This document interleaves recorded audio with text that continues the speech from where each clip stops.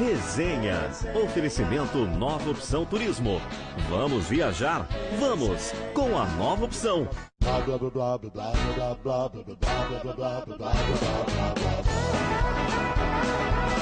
Resenha.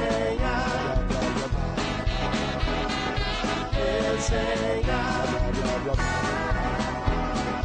Resenha.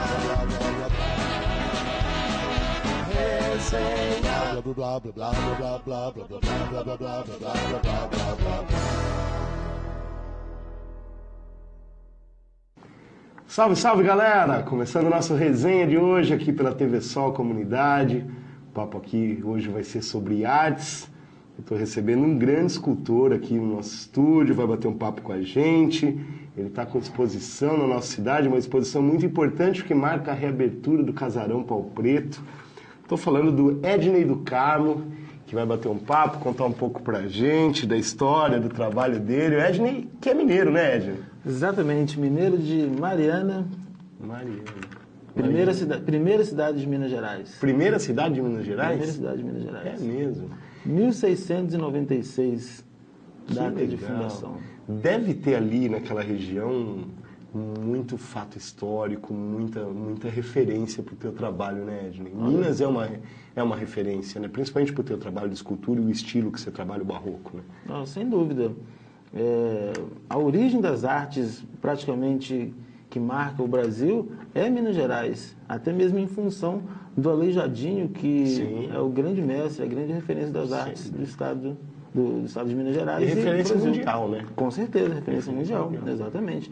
E nós respiramos no dia a dia os trabalhos dos grandes mestres, não só Aleijadinho, como o mestre Ataíde, que é da minha cidade também, Mariana. E isso é o caminho mesmo que nos conduz para Foi as o que artes. te influenciou desde o início? Exatamente, é isso que me influenciou mesmo. Porque, querendo ou não, toda esquina histórica que a gente passa tem uma igreja, que é um monumento histórico, e uma obra de arte, um museu aberto. Vivo. E as igrejas de Minas são lindas por dentro, né? Olha, muitas realmente, obras. realmente. Sou suspeito de falar, mas eu me admiro a cada dia que passa. Sem dúvida, a grandiosidade dos trabalhos dos artistas do século XVIII é fantástica, fantástica. Você começou com quantos anos a trabalhar com arte? Então, entre 12 e 13 anos eu já... Garoto ainda. Exatamente, já iniciei minha carreira. Influenciado por alguém da família, por algum amigo, algum professor? Como é que começou o teu trabalho em manuseio com arte? Pois é, o meu pai, ele infelizmente já faleceu, mas durante sua vida toda ele trabalhou com marcenaria. Madeira já estava ali, Exatamente, a matéria-prima, né? Com certeza. E em suas horas de folga, ele se divertia com esculturas. É mesmo? Exatamente. Só que o que acontece? Eu não lembro dele esculpindo. Só que, eu com 3, 4 anos, eu tenho uma vaga memória dele fazendo alguns trabalhos. E eu tenho esses trabalhos dele hoje. Guardados. Só que quando eu iniciei os meus trabalhos, ele ficou super feliz e a sua felicidade se remeteu à doação de todas as suas ferramentas para mim. Olha que então legal. Ele me doou as ferramentas, ele me ensinou o manuseio da madeira para entender dos veios, qual que é o sentido que eu devo cortar a madeira. Ele me ensinou também como se afiar as ferramentas. A técnica inicial ali veio toda do teu pai. Com certeza, toda do meu pai. E a influência do meio histórico do barroco mineiro, que foi o meu ponto de direção para o desenvoltura do trabalho. Que legal, Ednei, que legal. É gostoso quando... eu particularmente tenho uma história com madeira também. O meu avô, pai da minha mãe, era marceneiro e eu até hoje me meto a fazer portão em casa, coisas desse tipo, porque eu lembro do meu avô trabalhando com madeira. Ele teve uma história parecida, embora eu não tinha tanto contato com ele, eu só passava as férias na casa dele, morava muito longe, né? Entendo. Mas são coisas que marcam, né? E que ficam pro resto da vida da gente, né? Ah, sem dúvida. E eu vejo hoje, quando eu estou fazendo algum trabalho manual assim, minhas filhas também ficam perto, olhando. Então, eu acho que poder passar um pouquinho de conhecimento para os filhos é fundamental e dão origem a novos artistas. Aí, sem dúvida. Eu sempre fui um cara muito curioso para as coisas e muito insistente também. Chegou algum momento no início que você falou, não vou fazer isso, ou desde o início falou, não, é isso que eu quero para minha vida? Desde o início eu já tinha certeza que seria aquilo mesmo. Eu já fui desacreditado por algumas pessoas, digamos assim.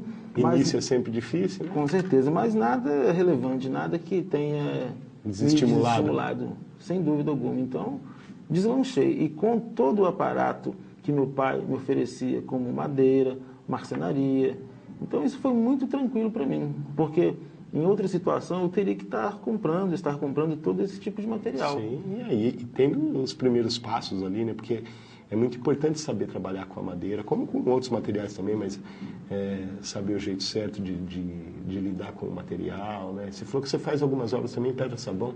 Pedra-sabão também, porque o barroco mineiro ele tem as linhas de trabalho tanto decorativa, ornamental, quanto decorativa utilitária, que é o caso dos chafarizes, das sacadas, dos corrimões, enfim. E a escultura em madeira é mais decorativa. Então, as linhas são paralelas mesmo. E começou ali aos 12, 13 anos a fazer isso já profissionalmente? Já vendendo as suas obras? Já partindo para um período de produção, assim, em grande escala de obras? Como é que foi? Pois é, paralelamente ao trabalho de escultura, eu trabalhava como guia de turismo. Em Mariana mesmo? Em Mariana mesmo. Fazia o regional Mariana e Ouro Preto, que são cidades vizinhas de 10, 12 quilômetros entre uma e outra. E eu fazia parte de uma associação de guias de turismo, e essa associação ela tinha uma sede. Nesta sede era toda decorada com trabalhos de arte. Eu, como associado, tinha a oportunidade de colocar os meus trabalhos expostos lá. Então, lá eu vendia os meus trabalhos. Nos feriados prolongados, eu montava uma tenda numa praça de mais movimento e também comercializava. Então, dessa forma... uma coisa acabava puxando a outra ali. Sem dúvida. Eu mesmo fazia o marketing do meu trabalho, eu mesmo captava o meu cliente, por aí ia. Mas... E sendo guia foi que você aprendeu a falar bem assim também, né? Porque guia tem que ter lábio, né? Precisa falar bastante, né? Enfim, é uma prática constante. A gente trabalha com as palavras. Sim. Mas, enfim, uma coisa foi ligando a outra. E eu acho que isso também deve ter te proporcionado um enriquecimento de conhecimento das obras muito grande. Porque sendo um guia, você foi se aperfeiçoando, né? Nas obras, nos pontos turísticos dessas cidades. Poxa, Ouro Preto também é uma referência. Sem dúvida, né? Sem dúvida. Isso deve ter ajudado muito a desenvolver assim, a tua visão do barroco, né? Pois é. Em 1990 e 1991, eu fiz 2 cursos de extensão pela Universidade Federal de Ouro Preto, de História Geral da Arte e Barroco Mineiro. Que legal. Então, estes cursos eles foram fundamentais para o entendimento da linha do trabalho que eu resolvi desenvolver tempo depois, que é a inspiração no Barroco Mineiro. Sem dúvida. Com os meus ateliês montados na cidade de Mariana e na cidade de Ouro Preto... Você tinha nas duas cidades? Nas duas cidades, exatamente. Hoje, somente em Mariana. Eu fiquei em Ouro Preto durante 8 anos com ateliê. Então, eu já conhecia todo o meio de receptivo turístico, tanto quanto os guias de turismo, hotéis, restaurantes. E as pessoas faziam mesmo a referência para uma visita direta ao meu ateliê. Por que isso acontecia? Porque no meu ateliê, eles sempre viam o nível didático dos trabalhos prontos dentro das igrejas. Sim. Seria desde o início da produção até a finalização. Que legal. Cara. Então, meu ateliê praticamente era um ponto turístico também. Tava sempre cheio lá, sempre cheio também, com certeza. Até hoje, graças a Deus, graças a Deus. Que legal, Edson, que legal. A gente fica feliz de ver um trabalho tão característico, assim, tão importante, tão representativo, acho que da história do nosso Brasil mesmo, né? Essa era barroca no Brasil, principalmente ali nas Minas Gerais, é um marco, acho que na arte brasileira, né? E ver isso tendo continuidade, sendo seguido e podendo perpetuar essa arte nossa, eu acho que, poxa, é muito gratificante, né? Depois de alguns séculos aí, ver a arte se perpetuando. Né? Sem dúvida. Eu acho que isso deve ser motivo de orgulho, inclusive, para você. Total. Até mesmo porque praticamente ficaram 100 anos sem produção de arte na nossa região. E quando houve esta retomada, ela veio justamente com inspiração no Barroco Mineiro. Pois não sou só eu que representam esse tipo de produção lá. São vários. São vários artistas. Vários, com certeza. E existe, eu sei que você está ligado também a uma associação aí de artistas, se não me engano você está como presidente, inclusive, exatamente, dessa associação, que também trabalham exclusivo com barroco, ou nós temos outras vertentes aí nessa associação? Pois então, a associação, o nome dela é Associação Marianense dos Artistas Plásticos, que é a AMAP, e ela abrange artistas plásticos na sua variação de obras. Não necessariamente as pessoas que inspiram no barroco mineiro, mas tem artistas que trabalham com um pós-moderno, com um surreal. Pintores, escultores, ferreiros, carpinteiros, mestres de obras, até mesmo em função de que existem trabalhos paralelos que os caras fazem, tipo um mestre de obras. O cara faz uns trabalhos de esculturas em cimento, nas linhas do barroco. Não sei se você conhece aquelas estruturas que são feitas nas fachadas das igrejas. Sim. Os caras fazem isso de cimento e o acabamento é forçado para se parecer pedra-sabão. Então fica bem interessante essas técnicas que os caras trabalham com elas. E esse pessoal todo está lá na associação? Todo está lá na associação, exatamente. Mais ou menos quantos artistas, Edna? Quase 60. Quase 60. Número grande. 57, para ser mais preciso. Um número grande de artistas. Com certeza, com certeza. E vocês promovem atividades e exposições na própria cidade, a fim de enriquecer também o turismo, que é uma área que você conhece bem também, de poder levar... porque é uma associação da tua cidade. Né? É da minha cidade. Eu imagino que exposições e desses artistas, que é um número grande, deve movimentar bastante o turismo e o comércio dessas obras também na tua cidade, na região. A direção e a intenção da associação é exatamente isso.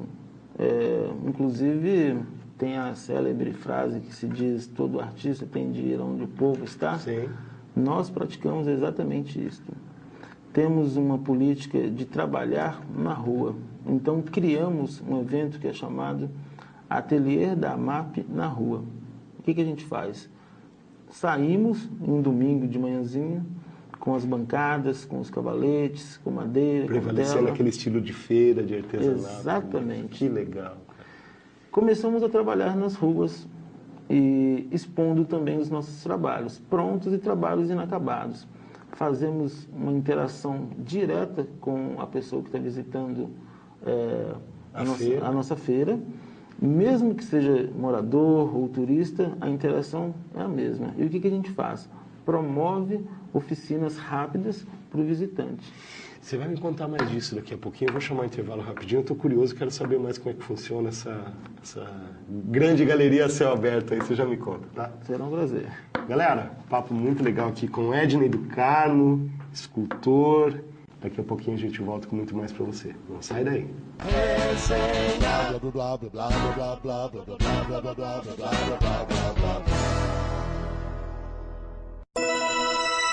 O SAI está construindo um emissário com 5,3 quilômetros de extensão na margem esquerda do córrego do Barnabé. Essa obra, paralela ao emissário já existente, vai aumentar a capacidade de vazão e facilitar o escoamento do esgoto de grande parte da cidade, evitando riscos de entupimento. A obra foi iniciada a partir da Rua 80, no Morada do Sol, e será interligada ao novo emissário substituído recentemente, próximo ao futuro Parque da Criança. Outra obra importante é a interligação do novo emissário de esgoto do Parque Residencial Indaiá ao emissário que margeia o córrego do Barnabé e conduz o efluente até a ETE Mário Araldo Candelo, com o objetivo de eliminar o refluxo de esgoto nas residências do bairro. Prefeitura e SAI, construindo o futuro de Indaiatuba. Para você que procura móveis de qualidade a preços acessíveis, eu apresento a Móveis Torre de Marfim.